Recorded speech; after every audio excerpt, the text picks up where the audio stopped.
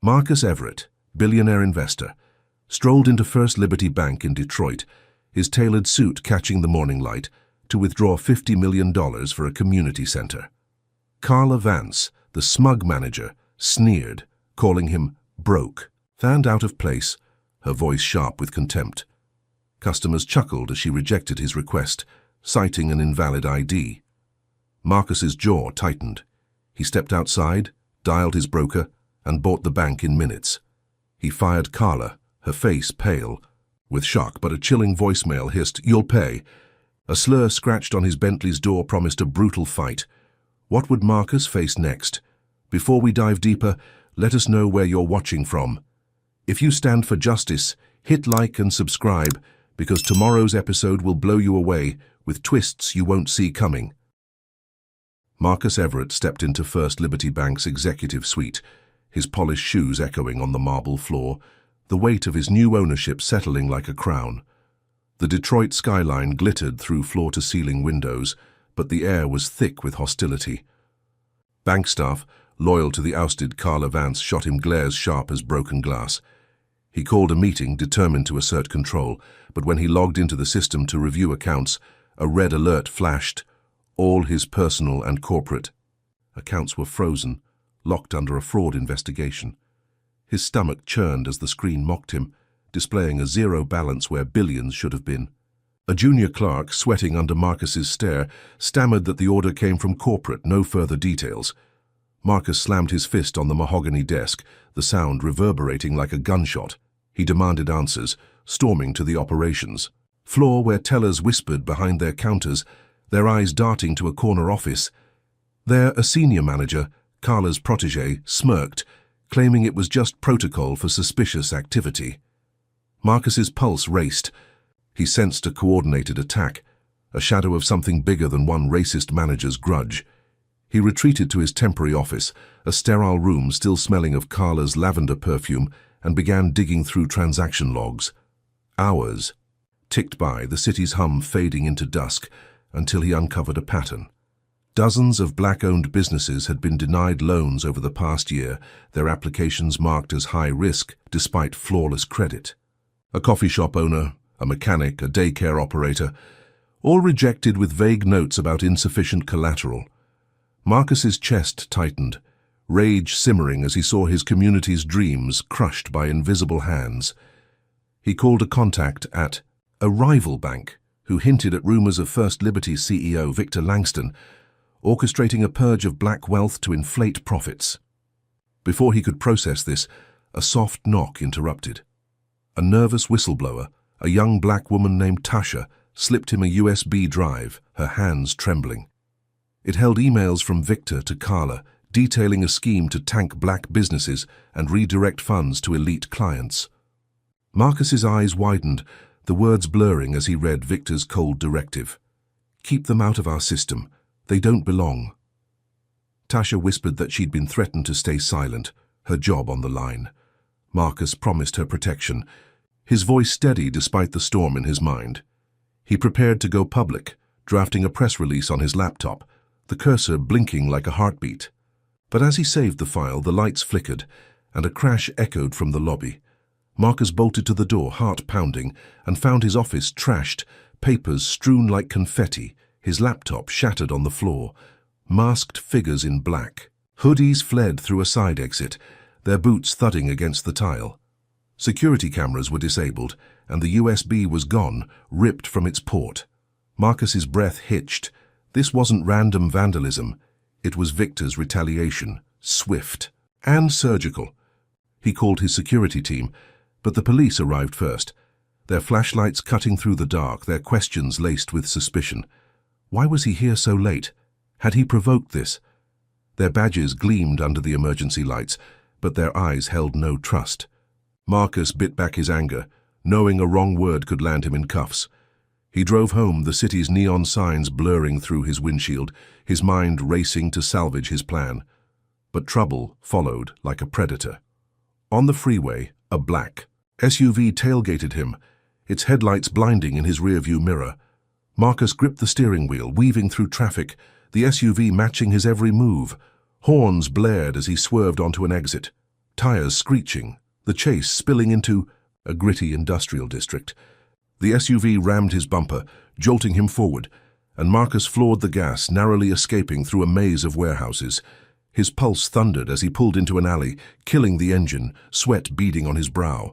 The SUV roared past, its driver a silhouette, but Marcus knew Victor's hand was behind it. He checked his phone, hoping to call for backup, but a text from Lena's school stopped him cold. His daughter had been cornered in the cafeteria, racial slurs scrawled on her backpack, her classmates egged on by an anonymous tip. Marcus's hands shook, fury and fear colliding as he pictured Lena's tear-streaked face. He sped to his penthouse, the city's skyline now a taunting reminder of his vulnerability, and turned on the TV to distract himself. A breaking news alert flashed, the anchor's voice smooth but venomous. Marcus Everett, billionaire investor, was under investigation for financial fraud. His bank acquisition called a scam to fleece investors. The report, slick with polished graphics, cited anonymous sources and looped footage of the trashed bank lobby, painting Marcus as a reckless opportunist. His phone buzzed with calls from partners pulling out of deals, their trust eroded by the smear. Marcus sank into his leather couch, the room spinning, the weight of Victor's power crushing his resolve. This wasn't just about him anymore. It was about his daughter, his community, every dream he'd fought to build. He opened his laptop, miraculously backed up to the cloud, and found a single email from Tasha, sent before the break-in. "No, you have it. Be careful." Marcus's jaw clenched, his eyes narrowing as he realized someone had betrayed his trust. Who had leaked his plans to Victor? The question burned, a spark in the dark, as he vowed to fight back, no matter the cost. Marcus Everett sat in his dimly lit penthouse, the Detroit skyline a jagged silhouette against the dawn, his fingers tracing the edges of a salvaged printout of Victor Langston's damning emails. The air felt heavy, thick, with the betrayal of the bank's frozen accounts and the news smear that branded him a fraud. He'd spent the night piecing together what remained of his evidence, the trashed office and Lena's school harassment burning in his mind like a fever. Today he'd fight back, filing a lawsuit against First Liberty Bank to expose their racist loan denials and Victor's scheme to crush black wealth. He drove to the courthouse, the city's pulse thrumming through his Bentley's open window, the slur on its door now a faint scar under fresh paint. Inside, the courtroom smelled of polished wood and stale coffee, the judge's bench looming like a throne. Marcus presented his recovered emails, his voice steady, detailing how black businesses were systematically rejected, their dreams buried under fake risk assessments. The gallery murmured, a mix of reporters and community leaders, their eyes locked on him.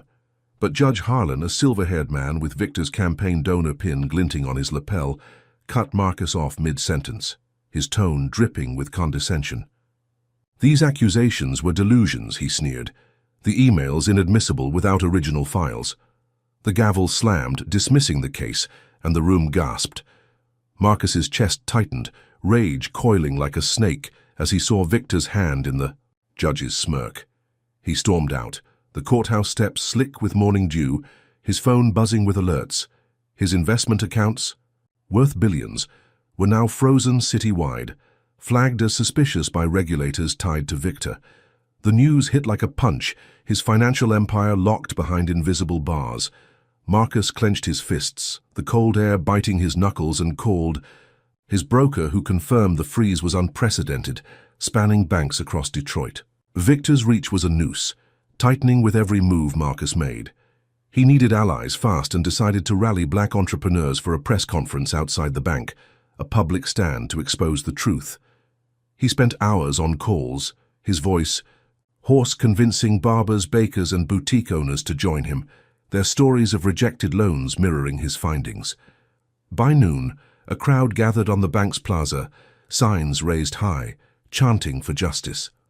Marcus took the podium, his sound crisp despite sleepless nights, and spoke of Victor's emails, of a system rigged to keep black wealth in chains. The crowd roared, cameras flashing, and for a moment he felt the tide turning, their voices a thunder against the bank's glass facade. But the moment shattered. A commotion erupted at the plaza's edge, shouts and shattering glass cutting. Through the chants, masked agitators hired by Victor stormed the crowd, swinging bats and hurling bottles, turning the protest into chaos. Police sirens wailed, and Marcus watched helpless as officers in riot gear swarmed, not to stop the attackers but to kettle the protesters. A baton cracked against a young man's skull, blood pooling on the pavement, and Marcus lunged to help, only to be tackled by a cop, his face pressed to the asphalt. The officer's knee dug into his back, a whispered slur in his ear as cuffs snapped tight. "You caused this," the cop hissed, charging Marcus with inciting a riot, a staged robbery. Inside the bank, pinned on his event. The crowd scattered, tear gas stinging the air, and Marcus was dragged to a squad car, his suit torn, his hope fraying. The staged brawl, he realized, was Victor's script, a masterstroke to paint him as reckless, to silence his truth. In the eye. Precinct. The cell reeked of bleach and despair, the walls scrawled with faded names. Marcus sat on a metal bench, his wrists raw from cuffs, the jeers of officers echoing through the bars. They called him uppity, a troublemaker who thought money made him equal, their laughter sharp as knives. A burly guard tossed a tray of grey slop at him, muttering about keeping his kind in check. Marcus pushed the food away, his mind on Lena, praying she was safe. Hours dragged, each tick of the clock a reminder of Victor's power. But a flicker of defiance sparked when a rookie, cop barely 20, slipped him a burner phone, her eyes darting nervously. She'd seen the protest, she whispered, and believed him.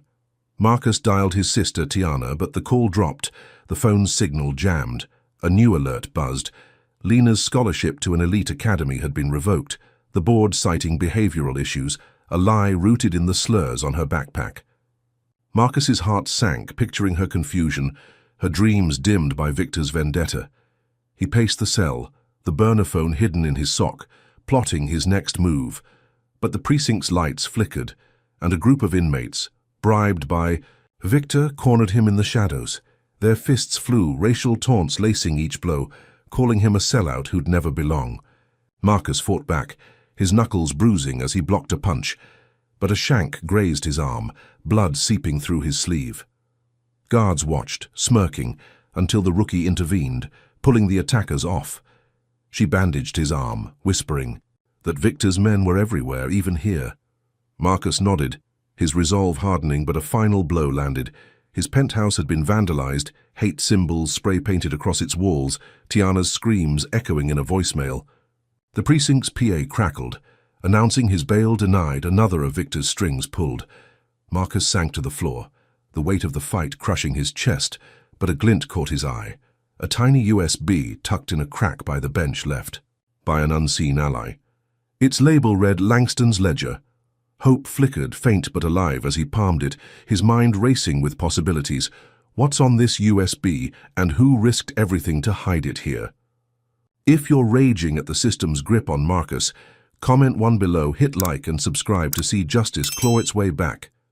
Could this tiny drive hold the key to Victor's downfall, or is it another trap waiting to spring? The fight's just heating up, and you won't believe what's next. Marcus Everett sat in his dimly lit penthouse, the Detroit skyline a jagged silhouette against the dawn, his fingers tracing the edges of a salvaged printout of Victor Langston's damning emails. The air felt heavy, thick with the betrayal of the bank's frozen accounts and the news smear that branded him a fraud. He'd spent the night piecing together what remained of his evidence, the trashed office and Lena's school harassment burning in his mind like a fever. Today he'd fight back, filing a lawsuit against First Liberty Bank to expose their racist loan denials and Victor's scheme to crush black wealth. He drove to the courthouse, the city's pulse thrumming through his Bentley's open window, the slur on its door now a faint scar under fresh paint. Inside, the courtroom smelled of polished wood and stale coffee, the judge's bench looming like a throne. Marcus presented his recovered emails, his voice steady, detailing how black businesses were systematically rejected, their dreams buried under fake risk assessments. The gallery murmured, a mix of reporters and community leaders, their eyes locked on him. But Judge Harlan, a silver-haired man with Victor's campaign donor pin glinting on his lapel, cut Marcus off mid-sentence, his tone dripping with condescension.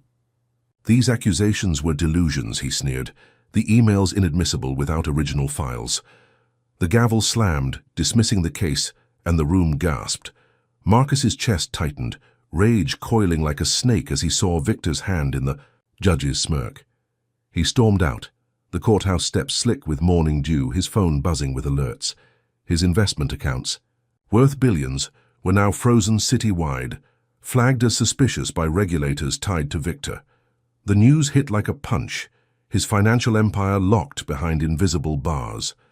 Marcus clenched his fists, the cold air biting his knuckles, and called. His broker, who confirmed the freeze was unprecedented, spanning banks across Detroit. Victor's reach was a noose, tightening with every move Marcus made. He needed allies fast and decided to rally black entrepreneurs for a press conference outside the bank, a public stand to expose the truth. He spent hours on calls, his voice hoarse, convincing barbers, bakers, and boutique owners to join him, their stories of rejected loans mirroring his findings. By noon, a crowd gathered on the bank's plaza, signs raised high, chanting for justice. Marcus took the podium, his suit crisp despite sleepless nights, and spoke of Victor's emails, of a system rigged to keep black wealth in chains. The crowd roared, cameras flashing, and for a moment he felt the tide turning, their voices a thunder against the bank's glass facade. But the moment shattered. A commotion erupted at the plaza's edge, shouts and shattering glass cutting through the chants. Masked agitators hired by Victor stormed the crowd, swinging bats and hurling bottles, turning the protest into chaos. Police sirens wailed, and Marcus watched helpless as officers in riot gear swarmed, not to stop the attackers but to kettle the protesters. A baton cracked against a young man's skull, blood pooling on the pavement, and Marcus lunged to help, only to be tackled by a cop, his face pressed to the asphalt. The officer's knee dug into his back, a whispered slur in his ear as cuffs snapped tight. "You caused this," the cop hissed, charging Marcus with inciting a riot, a staged robbery. Inside the bank pinned on his event. The crowd scattered, tear gas stinging the air, and Marcus was dragged to a squad car, his suit torn, his hope fraying. The staged brawl, he realized, was Victor's script, a masterstroke to paint him as reckless, to silence his truth. In the Toru precinct, the cell reeked of bleach and despair, the walls scrawled with faded names. Marcus sat on a metal bench, his wrists raw from cuffs, the jeers of officers echoing through the bars. They called him uppity, a troublemaker who thought money made him equal, their laughter sharp as knives. A burly guard tossed a tray of grey, slop at him, muttering about keeping his kind in check. Marcus pushed the food away, his mind on Lena, praying she was safe. Hours dragged, each tick of the clock a reminder of Victor's power. But a flicker of defiance sparked when a rookie, cop barely 20, slipped him a burner phone, her eyes darting nervously. She'd seen the protest, she whispered, and believed him. Marcus dialed his sister, Tiana, but the call dropped, the phone's signal jammed. A new alert buzzed. Lena's scholarship to an elite academy had been revoked, the board citing behavioral issues, a lie rooted in the slurs on her backpack. Marcus's heart sank, picturing her confusion, her dreams dimmed by Victor's vendetta. He paced the cell, the burner phone hidden in his sock, plotting his next move, but the precinct's lights flickered, and a group of inmates, bribed by Victor, cornered him in the shadows. Their fists flew, racial taunts lacing each blow, calling him a sellout who'd never belong. Marcus fought back, his knuckles bruising as he blocked a punch, but a shank grazed his arm, blood seeping through his sleeve. Guards watched, smirking, until the rookie intervened, pulling the attackers off. She bandaged his arm, whispering that Victor's men were everywhere, even here. Marcus nodded, his resolve hardening, but a final blow landed. His penthouse had been vandalized, hate symbols spray-painted across its walls, Tiana's screams echoing in a voicemail. The precinct's PA crackled, announcing his bail denied, another of Victor's strings pulled. Marcus sank to the floor, the weight of the fight crushing his chest, but a glint caught his eye. A tiny USB tucked in a crack by the bench left by an unseen ally. Its label read Langston's Ledger. Hope flickered, faint but alive, as he palmed it, his mind racing with possibilities. What's on this USB and who risked everything to hide it here? If you're raging at the system's grip on Marcus, comment 1 below, hit like and subscribe to see justice claw its way back. Could this tiny drive hold the key to Victor's downfall, or is it another trap waiting to spring? The fight's just heating up, and you won't believe what's next. Marcus Everett crouched in the Corktown safehouse, the brick's threatening note crumpled in his fist. Its words, "Your empire falls next," seared into his mind. The USB's council payments file glowed on his burner laptop, incomplete, but damning, hinting at Victor Langston's bribes to Detroit City Council. The distant siren from last night's scare still echoed, the shadow at the door a ghost in his thoughts. Lena's expulsion and Tiana's detention burned like open wounds, Victor's racist vendetta tightening its grip.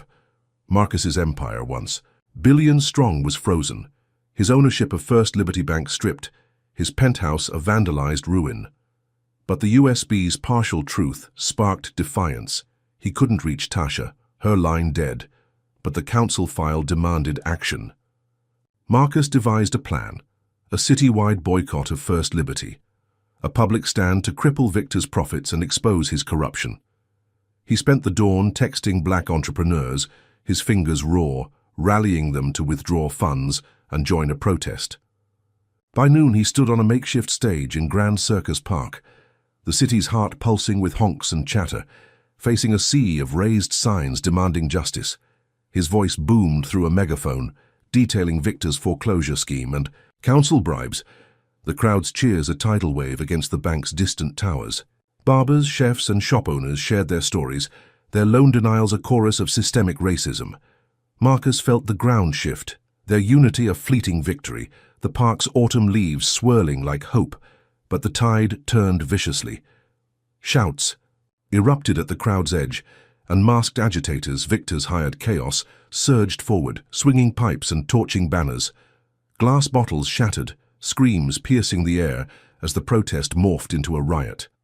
Marcus leaped from the stage, pulling a young woman from harm, but police in riot gear stormed in, their shields a wall, their batons swinging.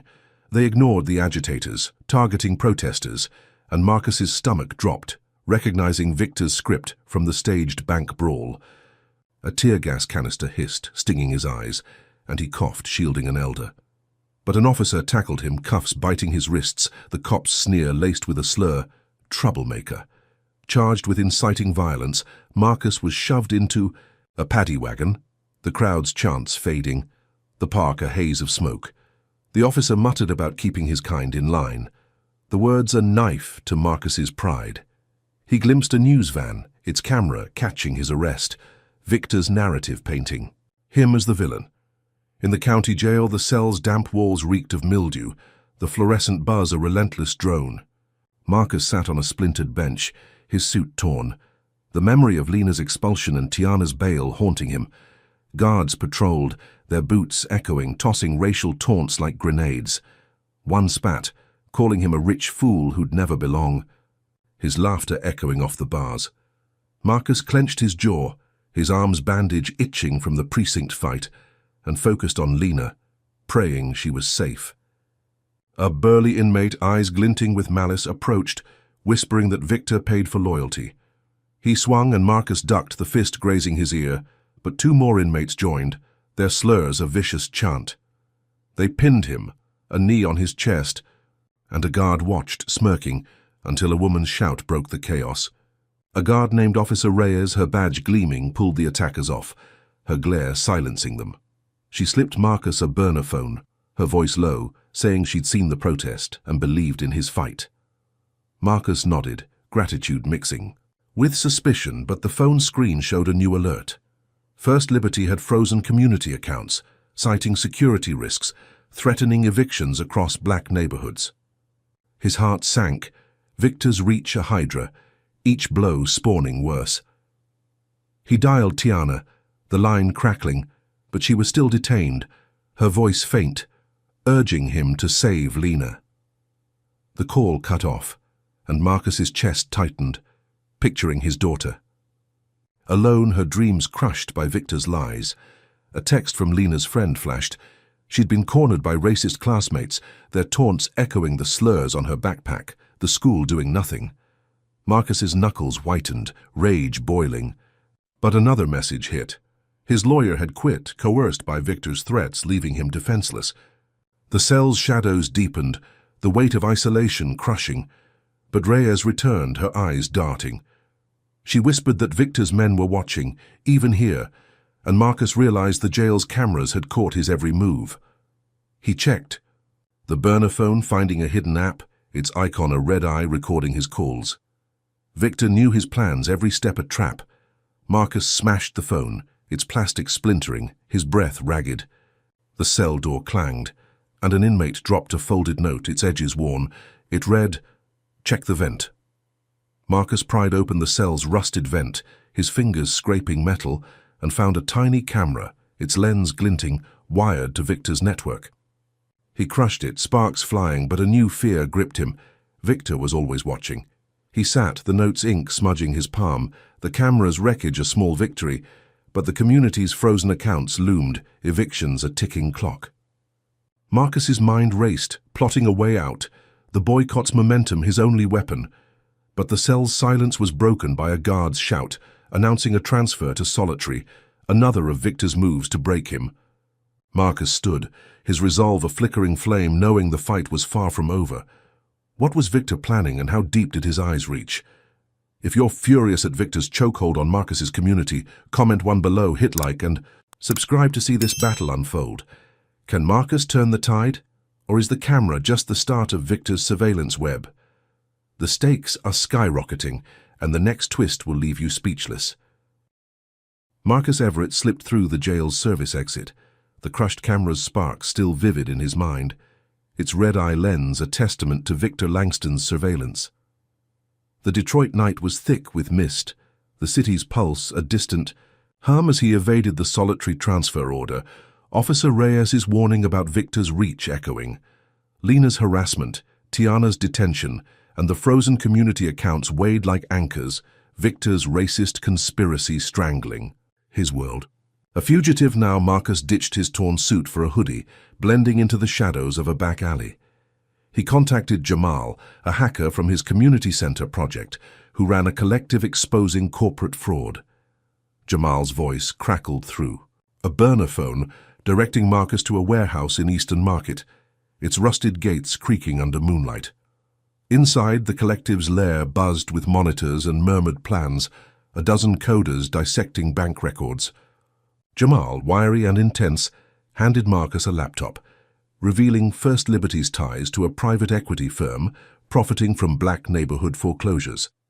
The USB's council payments file matched their data, confirming Victor's bribes to greenlight evictions. Marcus's jaw tightened, picturing families displaced, their homes razed for condos.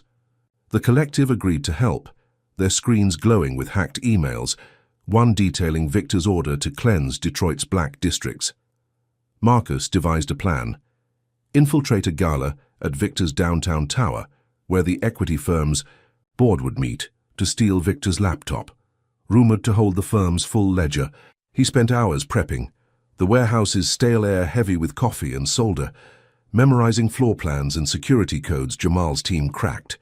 Disguised in a stolen caterer's uniform, Marcus slipped into the gala, the tower's chandeliers, casting golden light on tuxedos and gowns. The elite sipped champagne, their laughter a stark contrast to the foreclosures they bankrolled. Marcus navigated the crowd, his tray of hors d'oeuvres a prop, his pulse racing as he spotted Victor, his silver hair gleaming, schmoozing with council members.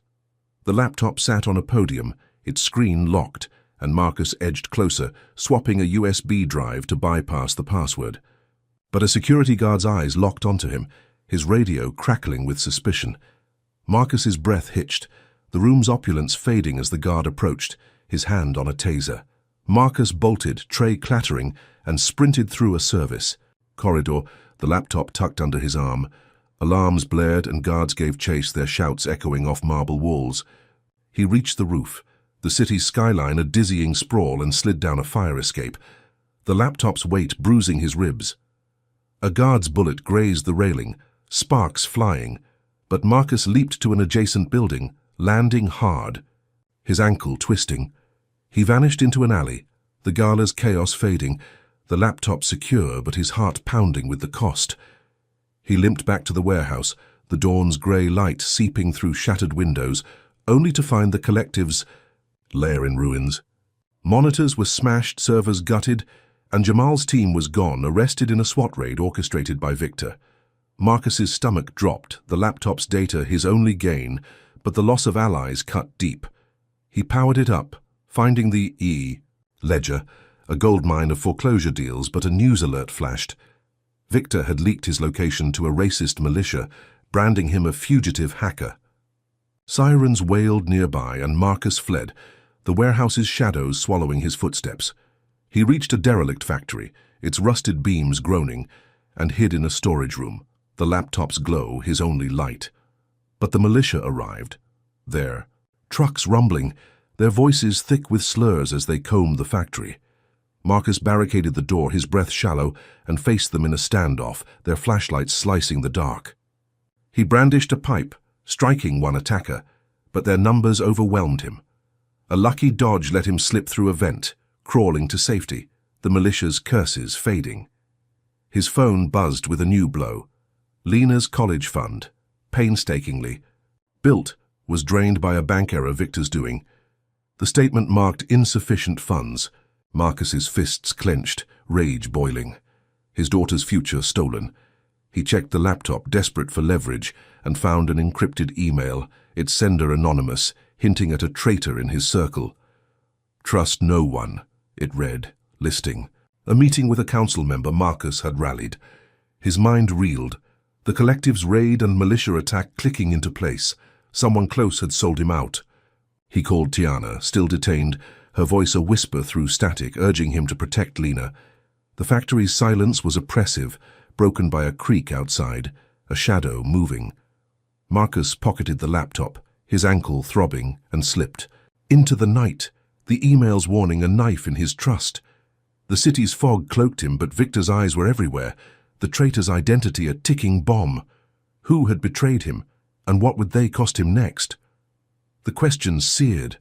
A beacon in the dark, as Marcus vanished into Detroit's underbelly, the fight far from over. Marcus Everett crouched in the derelict factory's shadows, the stolen laptop's glow casting jagged lines across his face, the encrypted emails warning, "Trust no one," a splinter in his mind. Detroit's fog cloaked the night, but Victor Langston's militia lingered in his thoughts, their slurs and flashlights a fresh wound. Lena's drained college fund, Tiana's detention, and the collective's raid burned like acid, Victor's racist conspiracy tightening its chokehold. The laptop's ledger detailed foreclosures, but the traitor's hint pointed to a council member Marcus had rallied, a betrayal that cut deeper than the militia's blows. He needed to move, to protect his family, but a news alert froze him. Lena, his 16-year-old daughter, had been arrested for cyber theft, accused of hacking First Liberty's servers. The charge was absurd, a fabrication, but the mugshot on his phone, Lena's eyes wide with fear, shattered Marcus's resolve. Victor's hand was clear, framing Lena to break him, the bank error that drained her fund, now a cruel prelude. Marcus's chest heaved, rage and panic colliding, as he pictured her in a juvenile detention center, alone targeted for his fight. He abandoned the factory, slipping through alleys, the city's pulse a distant drum as he headed to a burner phone stashed in a dead drop. He called a contact at the detention center, a former client begging for details. The man's voice was low, nervous, confirming Lena was isolated, guards whispering about keeping her in line. Marcus's knuckles whitened, the phone creaking, and he vowed to clear her name. He hacked into First Liberty's servers using Jamal's old credentials, the laptop's keys slick with sweat, navigating firewalls to find the cyber theft log. Hours bled into dawn, the city's skyline grey through a cracked window, until he uncovered a planted file, time-stamped to frame Lena, its metadata tied to Victor's equity firm. Marcus exhaled, relief fleeting, and leaked the proof to a dark web forum where hackers spread it to news outlets. By noon, a blog post cleared Lena, the evidence irrefutable, and Marcus felt a spark of triumph, imagining her walking free, her smile unbroken. He called the detention center, confirming her release, his voice thick with gratitude, believing he'd outmaneuvered Victor's trap. But Victor struck back, venomous and precise. Marcus stepped into a diner to meet a senator who'd promised support, the air thick with grease and coffee. He scanned the room, the laptop hidden in a backpack, when a glint caught his eye, a sniper's scope from a rooftop across the street. He dove behind a counter as a bullet shattered the window, glass raining, screams erupting. The shot grazed his shoulder, blood seeping through his hoodie, and Marcus crawled to the kitchen, his pulse a war drum. Diners fled, the senator vanishing, and Marcus realized Victor had tracked him, the meeting a setup. He slipped out a back door, the city's chaos swallowing his footsteps, but the wound slowed him, pain lancing with each step. He reached a safe corner, bandaging himself with a torn shirt, only to see a new alert. Tiana's boutique, her life's work, had been shut down by health inspectors, citing fake violations, another of Victor's ploys to punish his family. Marcus's vision blurred, fury mixing with despair, Tiana's dreams crushed for his defiance. He checked his phone, hoping for allies, but a federal probe hit, freezing his remaining wealth, billions locked by regulators Victor had bribed. The news called it routine, but Marcus saw the noose tightening, his empire reduced to the laptop's data. He called a hacker friend, desperate for a lead, but a voicemail from the detention center stopped him cold. Lena's guards, loyal to... Victor had reinstated her detention, claiming new evidence, their voices thick with slurs. Marcus's hands shook, the diner's bullet hole a mirror of his fracturing world. He replayed the voicemail, the guard's threat clear. Lena's safety was a bargaining chip, a leash to pull Marcus back. He stumbled to a payphone, the city's neon signs flickering, and dialed a lawyer, only to learn Victor had blackmailed the firm, leaving him defenseless. The payphone's receiver felt like lead, each blow stripping his options, but Marcus's eyes hardened, picturing Lena's courage, Tiana's resilience. He returned to a new safe house, a crumbling motel room, its walls stained with nicotine, the laptop his only anchor. He scoured the ledger, searching for leverage, and found a transaction linking Victor to a militia leader, proof of hired violence. Marcus's breath hitched, the file a weapon, but his shoulder throbbed, blood soaking the bandage. He needed medical help, but hospitals were Victor's territory, informants everywhere. A knock rattled the door and Marcus gripped a lamp expecting militia, but it was a delivery boy, dropping a package with no sender. Inside was a burner phone, its screen flashing a message. "They're coming for her tonight." The words seared Victor's plan to harm Lena in detention, the guards his pawns. Marcus's mind raced, plotting a rescue, but the motel's lights flickered and a truck's rumble outside signaled danger. He grabbed the laptop, slipping out a window, the city's fog his only cover. Who had sent the warning, and could Marcus reach Lena before Victor's men did? The question pulsed, a lifeline in the chaos, as he vanished into the night, his family's fate hanging by a thread. Marcus Everett slipped through Detroit's fog-soaked alleys, the burner phone's warning. "They're coming for her tonight," a pulse in his veins. The motel's close call, the rumble of Victor Langston's militia trucks, and Lena's. Endangered detention lingered like smoke, Victor's racist conspiracy strangling his family, Tiana's firebombed boutique, his frozen wealth, and the sniper's graze on his shoulder burned with every step, the stolen laptop his only weapon. The ledger's militia transaction and the traitor's email haunted him, pointing to someone close, a council member he'd trusted. Marcus reached a payphone, its glass cracked, and dialed his accountant Elise, a friend since college, praying she'd help save Lena. Her voice trembled, agreeing to meet at a shuttered diner off Woodward Avenue, her hesitation a red flag. Marcus's gut churned, the traitor's shadow looming, but Lena's safety drove him forward. He limped to the diner, the city's neon flickering, his shoulders bandaged soaked with sweat, the laptop hidden in a duffel. Inside, the diner smelled of stale grease, its booths torn, Elise's silhouette hunched in a corner. Her eyes darted, avoiding his, and Marcus's heart sank, sensing the truth before she spoke. He confronted her, his voice low, demanding why she'd leaked his financial moves to Victor. Elise broke, tears spilling, admitting Victor had threatened her son, forcing her to betray Marcus's plans since the bank purchase. The confession hit like a blade, her guilt a mirror of his own for trusting too easily. Marcus demanded details, the diner's flickering bulb casting shadows on her face. Elise handed him a flash drive, her hands shaking, containing Victor's latest orders to freeze community accounts and foreclose properties. It was a peace offering, proof of her remorse. But Marcus's trust was shattered, his oldest friend now a pawn in Victor's game. He pocketed the drive, promising to protect her son, but as he turned to leave, a news alert flashed on his phone. Elise's body had been found in her car, staged as a suicide, hours before their meeting. The diner spun, Marcus realizing she'd been dead all along, the meeting a trap, her voice mimicked by Victor's tech. He sprinted to the door, but police sirens wailed, their lights slicing the fog. Victor had framed him for Elise's murder, his face plastered on news as a cop killer, the flash drive now a liability.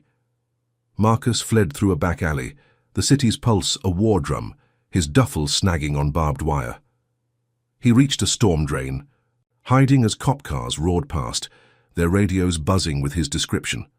A citywide manhunt in full force. His phone buzzed, a breaking news alert. Tiana's home had been firebombed, the blaze consuming her memories, a neighbor's video showing masked figures fleeing. Marcus's chest tightened, picturing Tiana in detention, unaware of her loss, Victor's retaliation scorching his family. He checked the flash drive, its files confirming Victor's foreclosure plan, but a new alert hit. Lena's detention. Hearing had been rigged, extending her stay on fabricated charges, the judge citing her father's fugitive status. Marcus's knuckles bled, gripping the duffel, his daughter's freedom stolen again. He needed allies, but the collective's raid and Elise's betrayal left him alone, the city a maze of Victor's traps. He slipped into a condemned tenement, its walls crumbling, and contacted a prison whistleblower, a former banker named Ray, who'd hinted at Victor's equity firm. Ray agreed to meet in a junkyard, his voice gruff, promising dirt on Victor's gentrification scheme. Marcus arrived, the junkyard's rusted cars glinting under moonlight, Ray's silhouette by a crushed sedan. He handed Marcus a notebook, its pages detailing Victor's plan to raise black neighborhoods for luxury towers, council bribes sealing the deal. Marcus's eyes widened, the notebook a lifeline, but Ray's nervous glance betrayed a setup.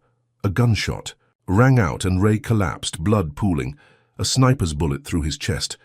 Marcus dove behind a car, the junkyard a death trap, Victor's men closing in.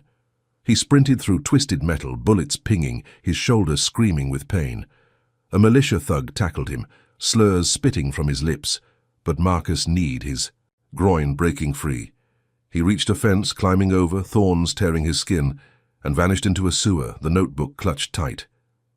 His breath ragged, he emerged in a vacant lot, the city's skyline a taunt, the notebook's pages smudged but intact. But a final blow landed. A news report claimed Marcus had killed Ray, the sniper's work pinned on him, his fugitive status now national. He checked his phone, finding a text from an unknown number. "You can't hide." Victor's voice seemed to whisper through the screen, his empire untouchable. Marcus sank to the ground, the notebook his only proof, but the sewer's stench clung to him, a reminder of his fall. He needed to verify the notebook, to expose Victor before the manhunt closed in, but the text's threat loomed. A traitor, still among his allies. Who was feeding Victor his every move, and how much time did Lena have left? The question seared, a spark in the abyss, as Marcus steeled himself for the next fight.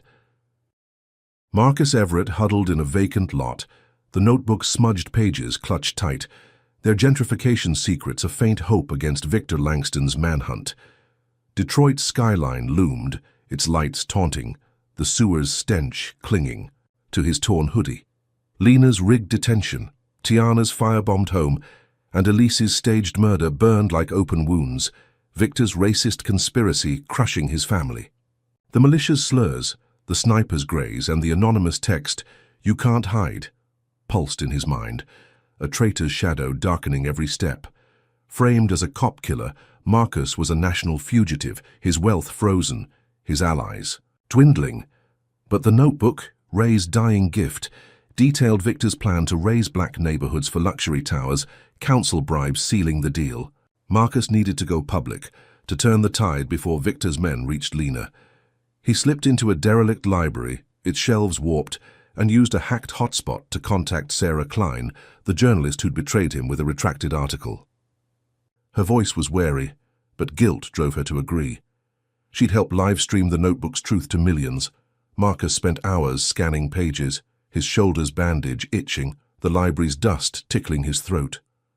By midnight he was ready, perched on a broken chair, Sarah's laptop streaming live to social platforms, his face hidden by a scarf. The broadcast began, Marcus's voice steady, detailing Victor's gentrification scheme, reading council bribe amounts, naming complicit officials. He held up the notebook, its ink stark under the laptop's glow, and shared Elise's flash drive data proving First Liberty's foreclosure plot. The stream exploded, millions watching, comments flooding with outrage, hashtags like "Justice for Detroit" trending. Protests erupted outside City Hall, chants shaking the night, black entrepreneurs leading the charge. Marcus's chest swelled, the library's silence a stark contrast to the digital roar. His truth finally breaking Victor's lies. He imagined Lena watching, her courage mirrored in the crowd, and Tiana, still detained, feeling the city's pulse. The stream hit 10 million views, a DOJ probe announced, and Marcus felt a fleeting triumph, the notebook a sword against Victor's empire. He ended the broadcast, vowing to fight on, and Sarah's text confirmed the world was listening, hope flickering like a candle in the dark. But Victor's counterattack was swift, a venomous claw. Minutes after the stream, the feed glitched, replaced by doctored footage of Marcus confessing to fraud and murder, his voice synthesized, his face unmasked. The laptop froze, Sarah's panicked call cut off, and Marcus's stomach dropped, realizing Victor's hackers had hijacked the stream. Social media turned, protesters vilified as rioters, comments branding Marcus a liar. He smashed the laptop, its screen shattering, the library's shadows swallowing his hope. A news alert flashed. Tiana had been arrested for aiding a fugitive, her detention tied to the protest chaos, Victor's strings pulling tight. Marcus's fists clenched, picturing her in cuffs, her boutique's ashes a cruel memory. He fled the library, the city's fog a maze, and reached a community center, its doors boarded only to learn Victor's firm had foreclosed it, evicting families for condos. The center's sign, painted with kids' murals, lay splintered, a symbol of stolen dreams. Marcus's breath hitched, the notebook's victory a mirage, Victor's reach a hydra. He slipped into a nearby alley, the city's pulse a distant throb, and checked his phone, hoping for allies. But a new alert crushed him. Lena's detention center reported a disciplinary incident, a fabricated fight, her isolation extended, guards whispering Victor's orders.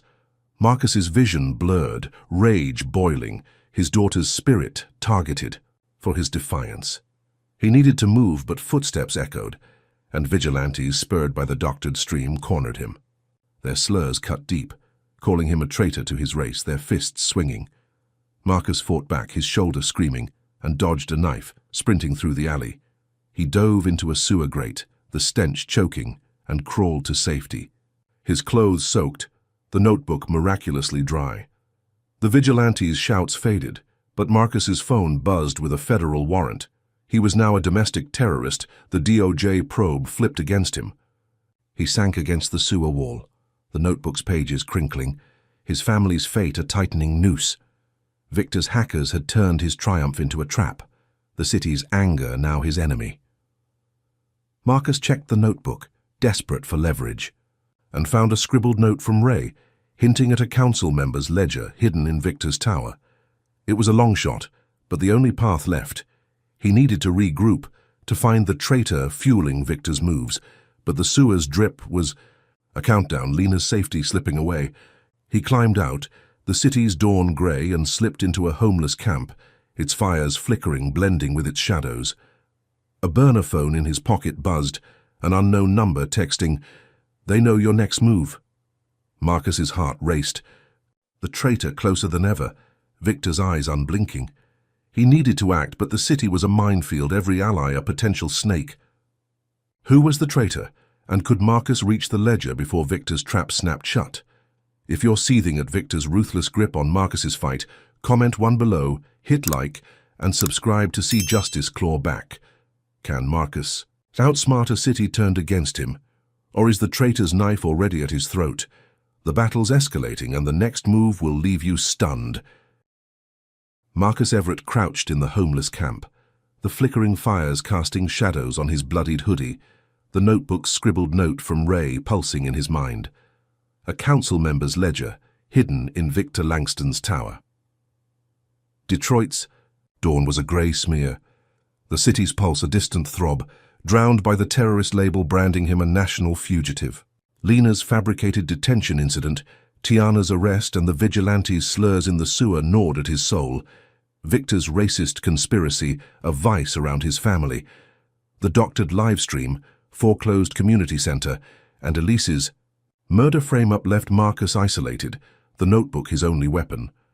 The anonymous text, "They know your next move," hinted at a traitor, a snake in his shrinking circle. He needed the ledger to expose Victor's gentrification scheme, but the city was a minefield, cops and militia on his tail. Marcus slipped into a burned-out church, its pews charred, and contacted Malik, a disgraced ex-banker who'd once crossed Victor. Malik's voice was gruff, bitter, agreeing to help infiltrate Victor's tower for a chance at revenge. They met in a rail yard, the air thick with diesel, Malik's scarred face lit by a cigarette's glow. He mapped the tower's security, his intel sharp, but his shifty eyes raised Marcus's hackles. They planned the heist, the church's stained glass glinting, Marcus's shoulder wound, throbbing under a fresh bandage. Malik provided blueprints, detailing vents and guard routes, and they disguised themselves as maintenance workers, tool belts clanking. Under cover of dusk, they slipped into the tower's service entrance, the city's skyline a glittering trap. The lobby's marble gleamed, but cameras blinked, and Marcus's pulse raced, the notebook tucked in his belt. They reached the executive floor, Victor's office, a fortress of glass and steel, the ledger rumored to be in a safe. Marcus picked the lock, his tools trembling, while Malik stood watch, his silence unnerving. Inside, the safe's dial clicked, and Marcus opened it, revealing a leather-bound ledger, its pages listing council bribes and foreclosure deals. His heart leaped, the proof a lifeline to save Lena and Tiana. They grabbed it, but an alarm shrieked, red lights flashing, and Marcus realized Malik had tripped it, his face twisting with guilt. Malik confessed, voice low, that Victor had offered a payoff to betray Marcus, his debts too deep to refuse. The ledger was real, but the heist was a trap, security closing in. Marcus shoved Malik, rage flaring, and bolted. The ledger clutched tight. Guards swarmed the corridor, their batons drawn, shouts laced with slurs. Marcus ducked into a stairwell, the ledger bruising his ribs, and fought through a guard, his fist connecting with a crack. Malik tackled another, buying time, but his betrayal stung, a mirror of Elise's. Bullets pinged, and Marcus slid down a laundry chute, landing in a basement, his shoulders screaming.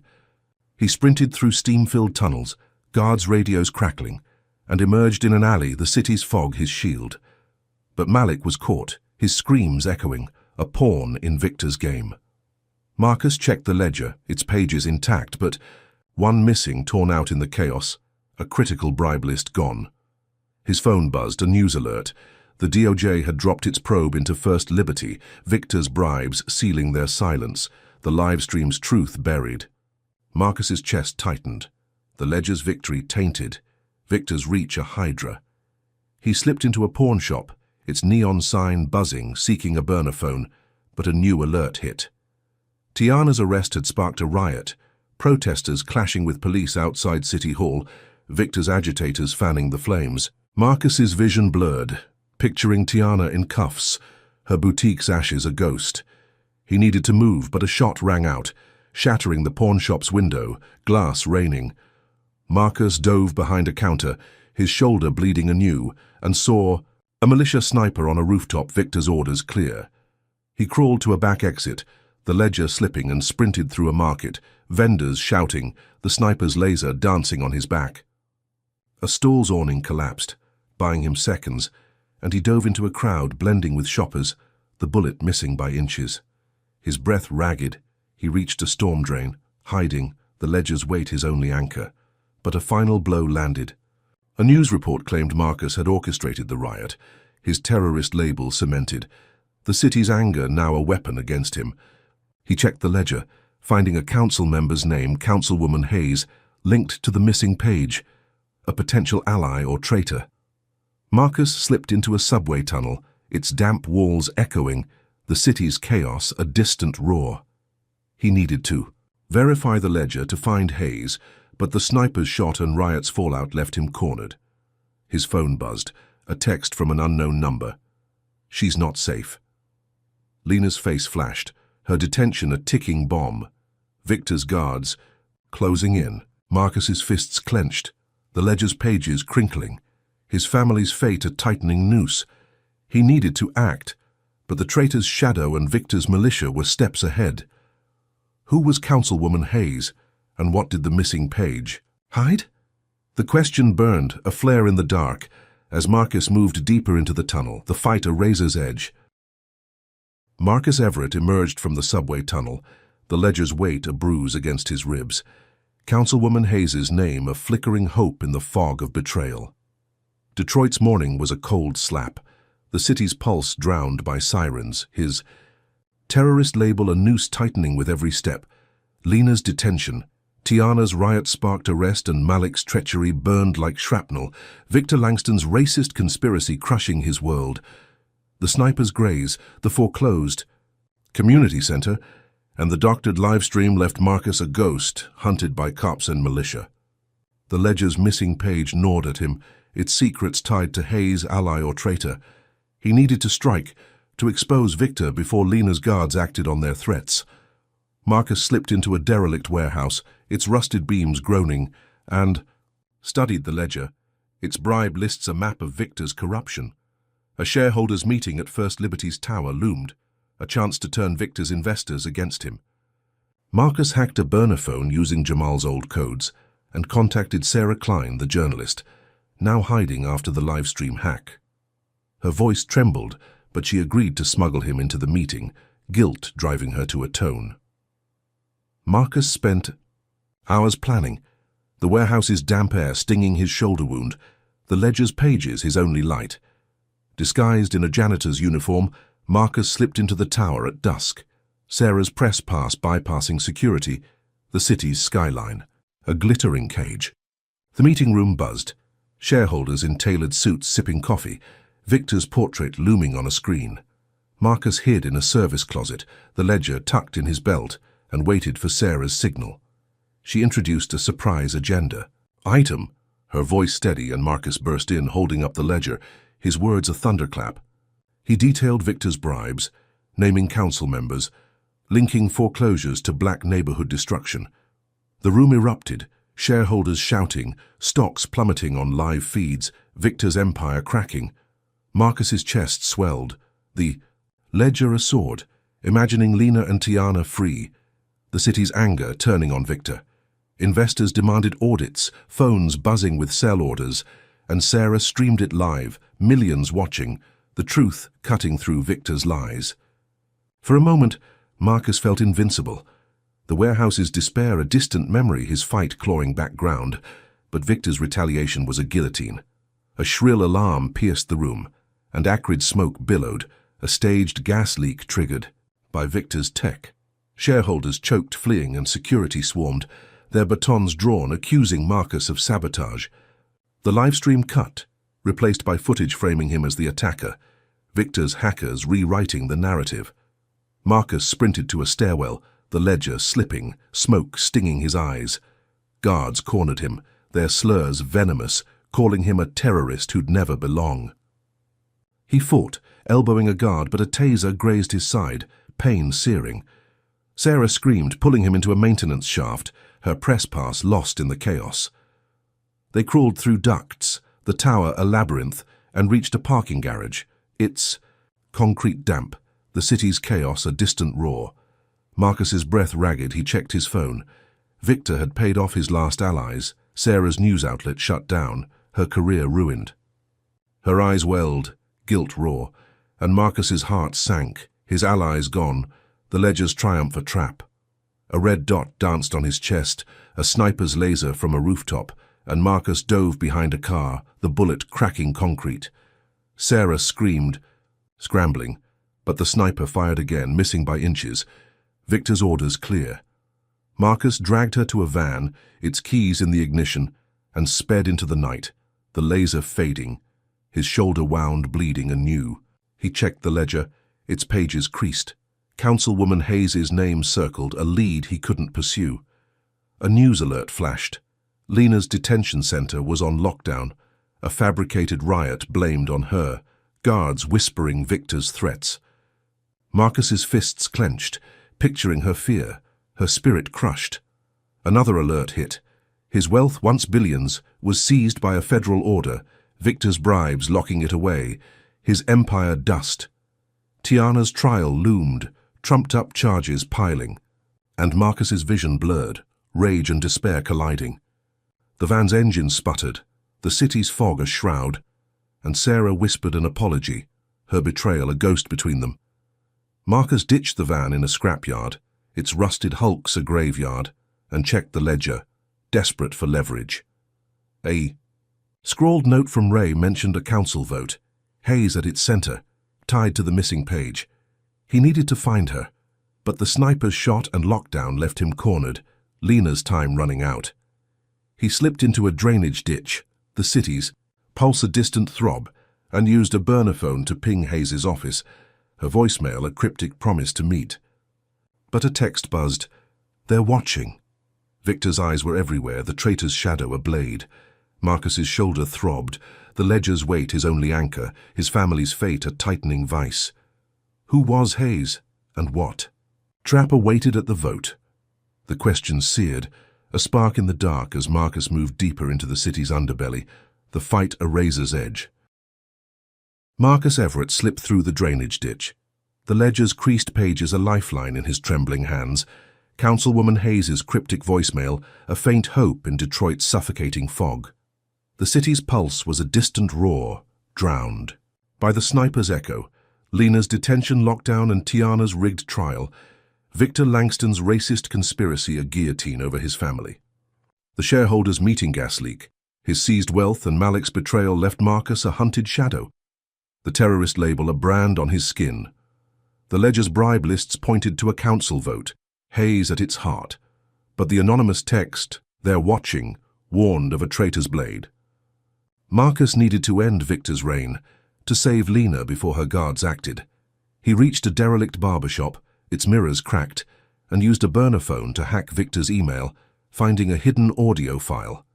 Victor ordering the council bribes, his voice cold, admitting to targeting black neighborhoods for profit. Marcus's jaw tightened, the file a grenade, but he needed to deliver it to First Liberty's board to spark a coup.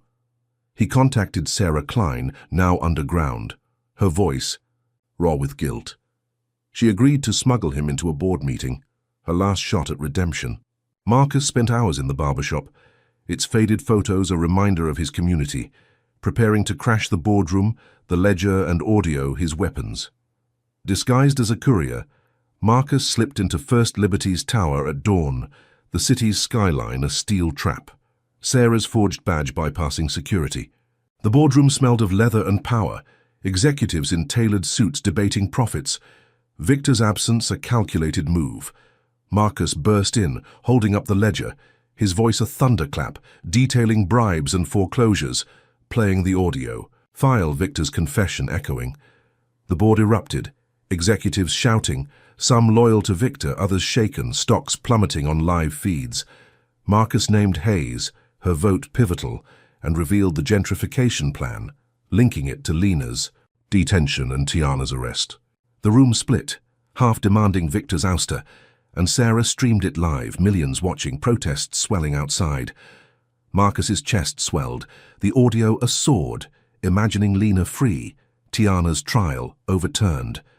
The board voted to suspend Victor, a corporate coup unfolding, and Marcus felt a fleeting triumph, the barbershop's despair a distant echo, his fight clawing back ground. But Victor's trap snapped shut. A board member, Victor's mole, triggered a silent alarm, and security swarmed, their slurs venomous, calling Marcus a terrorist. He sprinted to a stairwell, the ledger slipping, Sarah pulling him along. Outside, protesters clashed with police, their chants a shield, shielding Marcus from cuffs.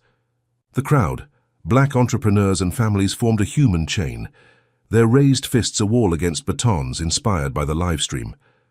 Marcus slipped through, the city's chaos a cloak, but a red dot danced on his chest, a sniper's laser. From a rooftop, he dove behind a car, the bullet cracking pavement, Sarah screaming, Victor's orders clear. Marcus crawled to an alley, his shoulder wound bleeding, and checked his phone. A news alert claimed Victor had been arrested, the board's vote sealing his fate. His heart leaped, the coup a victory, but a new alert crushed it, a bomb threat. At Lena's detention center, Victor's final trap, guards evacuating, Lena unaccounted for. Marcus's breath stopped, picturing her fear, her life hanging by a thread. He sprinted to the detention center, the city's fog a maze, the ledger left with Sarah for safekeeping. Sirens wailed, protesters scattering, and Marcus reached the center, its gates locked, smoke rising from a courtyard. He climbed a fence, thorns tearing his skin, and slipped inside, the air thick with panic. Guards shouted, their radios crackling, and Marcus found Lena's cell empty, her backpack torn, on the floor. His heart raced, fear choking, but a janitor, a black woman with kind eyes, whispered that Lena was in the infirmary, unharmed but trapped. Marcus ran, dodging guards, and found her, curled in a corner, her eyes wide but fierce. He hugged her, tears falling, and they fled through a service tunnel, the bomb's timer ticking in his mind. They emerged in a vacant lot, the center's alarms fading. Lena safe, but a news flash hit. First Liberty declared bankruptcy, wiping out black savings citywide. Victor's last act to ruin his community. Marcus's fists clenched, rage boiling. His victory hollow. A federal agent, badge gleaming, appeared from the fog, cuffs ready, arresting Marcus for terrorism, the charge tied to the gas leak and riot. The agent's smirk betrayed Victor's influence, a mole in the system, his voice dripping with contempt, calling Marcus a troublemaker who'd never win. Marcus stood tall, Lena gripping his hand, the crowd's distant chants a fading hope. The agent's radio crackled, reporting Tiana's trial delayed, another of Victor's strings, and Marcus's vision blurred, his family's fate a vice. He needed to expose the agent, to use the ledger's truth, but the bankruptcy's toll loomed, his community's dreams ash. The city's skyline flickered, a cruel reminder of his fight, and Marcus whispered to Lena, vowing to keep going. Who was the agent, and what final blow did Victor have planned? The question seared, a flame. In the dark, as Marcus faced the cuffs, the battle teetering on a knife's edge. Marcus Everett stood cuffed in the vacant lot, Lena's hand trembling in his, the federal agent's smirk a blade under Detroit's fog-soaked dawn. The city's skyline flickered, a cruel mirror of Victor Langston's racist conspiracy, its claws deep in Lena's detention, Tiana's trial, and the bankruptcy that erased black savings. The agent, Victor's mole, tightened the cuffs, his voice dripping with contempt, calling Marcus a terrorist who'd never break the system. The ledger's truth, the board coup and Victor's arrest felt like ash. The bomb threats chaos and snipers' graze roar in Marcus's mind. Protesters' chants faded, their shield broken, and Marcus's heart pounded, picturing Tiana in detention, her boutique's ashes a ghost. The agent shoved him toward a black SUV, its engine rumbling, but Marcus's eyes caught Lena's, her defiance a spark. He whispered to her, vowing to fight, the ledger's secrets still with Sarah, a faint hope against the bankruptcy's ruin. The SUV's door slammed, the city's pulse a distant throb, but Marcus's mind raced, replaying the anonymous text. They're watching, and Councilwoman Hayes's voicemail, a puzzle unsolved. In the county jail, the cell's damp walls reeked of rust, its bars a cage for Marcus's resolve. Guards taunted, their slurs echoing. But a commotion broke the night. A prison riot sparked by community outrage over the bankruptcy, inmates chanting Marcus's name. The air crackled with chaos, fists flying, and a black prisoner, eyes fierce, slipped Marcus a shiv, urging him to run. He broke free the riotous storm and fought through guards, their batons swinging, his shoulder wounds screaming. Lena, hidden nearby by the janitor, joined him, her backpack slung tight, and they slipped through a breached gate, the city's fog their cloak. Marcus's breath ragged. He reached a safe house, a crumbling attic in Mexican Town, its rafters groaning. There he hacked a burner laptop, using Jamal's old codes, and found a news alert.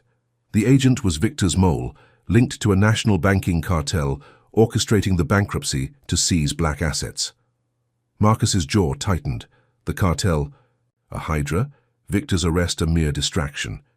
He leaked the agent's emails stolen from Victor's server to Sarah, who broadcast them live, millions watching, protests reigniting. The agent was exposed, his badge tarnished, and Marcus felt a surge. The truth a blade against the cartel's shadow. But the victory was fragile, a candle in a gale. The cartel's reach dwarfed Victor's, its tendrils in every bank, council, and courtroom, the bankruptcy a test run for nationwide theft. Marcus scoured the ledger, its pages worn, and found a note from Ray, hinting at a cartel ledger hidden in a rival bank's vault, detailing their full scheme. His heart raced, the notebook a map to a bigger fight, but the attic's silence was broken by a creak downstairs. He grabbed Lena, slipping out a window, the city's skyline a taunt, and reached a bus depot blending with travelers. Tiana, released on a technicality, met them, her eyes hollow but fierce, her boutique's loss a scar. They relocated to a safe house in Ann Arbor, 40 miles west, its walls bare, the family scarred but unbroken. Marcus's shoulder throbbed, his wealth gone, but Lena's courage and Tiana's resolve fueled him.